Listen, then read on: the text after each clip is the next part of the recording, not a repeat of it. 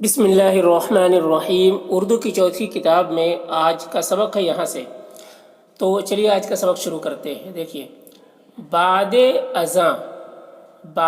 اذاں آپ صلی اللہ علیہ وسلم نے اپنی زرہ حضرت علی کرم اللہ وجہہ کو پہنائی۔ بعد اذاں یعنی اس کے بعد، بعد اذاں اس کے بعد، یہ اوپر سے واقعہ چل رہا ہے۔ بعد اذاں آپ نے اپنی زرہ کہتے ہیں جو جنگ کے موقع پہ بدن پر پہنتے ہیں تاکہ تلوار یا تیر وغیرہ کا وار نہ لگے بدن پہ، تو اسے زرہ کہتے ہیں۔ اپنی زرہ حضرت علی کرم اللہ وجہہ کو پہنائی اور اپنی تلوار جس کا نام ذوالفقار تھا،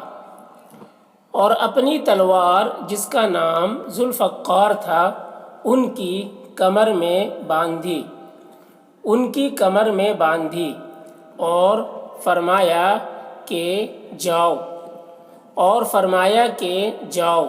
جہاد کرو اور فتح کے بغیر واپس نہ آنا۔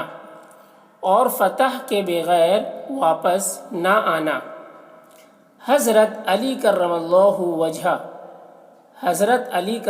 وجہہ اس حکم کو جو فتح کی پیشن گوئی تھا،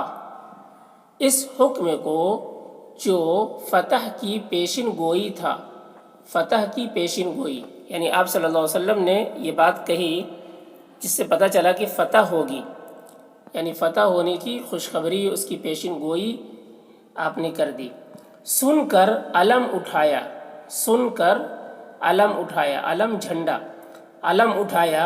کچھ آدمیوں کو ساتھ لے کر قلعے پر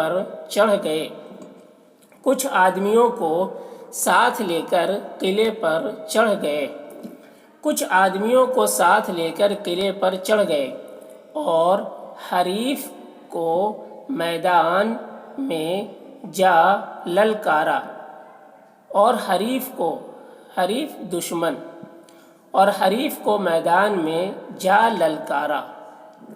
یہودیوں کی طرف سے حارث نامی ایک شجاع مقابلے میں آیا۔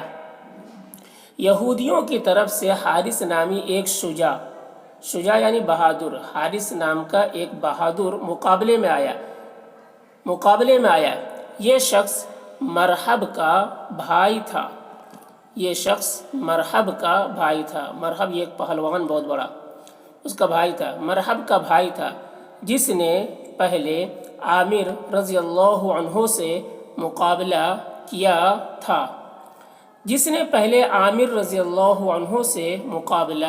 تھا۔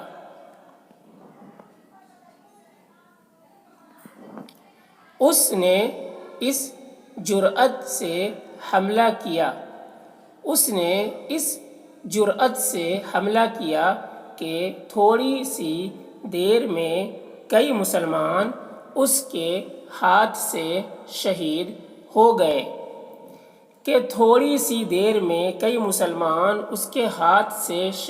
گئے۔ یہ دیکھ کر خود حضرت علی کرم اللہ وجہہ اس پر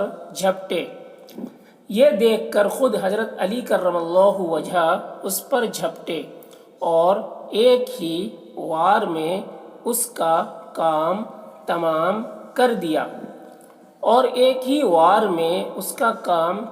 کر دیا۔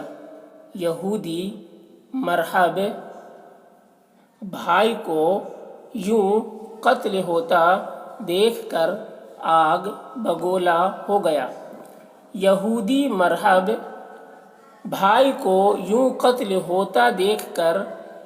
بگولا ہو گیا اور جھٹ خود یمانی سر پر رکھے،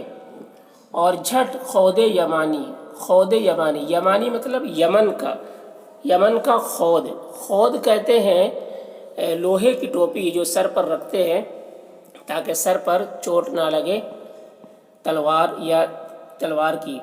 خود یمانی سر پر رکھے یہود کی ایک جماعت کو ساتھ لیے، خود یمانی سر پر رکھے یہود کی ایک جماعت کو ساتھ لیے،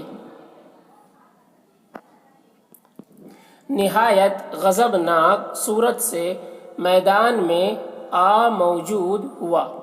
نہایت غضبناک صورت سے میدان میں موجود ہوا۔ لڑائی سے پہلے حضرت علی کرم اللہ وجہہ اور اس کے درمیان جو باتیں ہوئیں وہ سننے کے قابل ہیں۔ لڑائی سے پہلے حضرت علی کرم اللہ وجہہ اور اس کے درمیان جو باتیں ہوئیں وہ سننے کے قابل ہیں۔ وہ کیا باتیں ہوئیں اگلی ویڈیو میں پڑھیں گے۔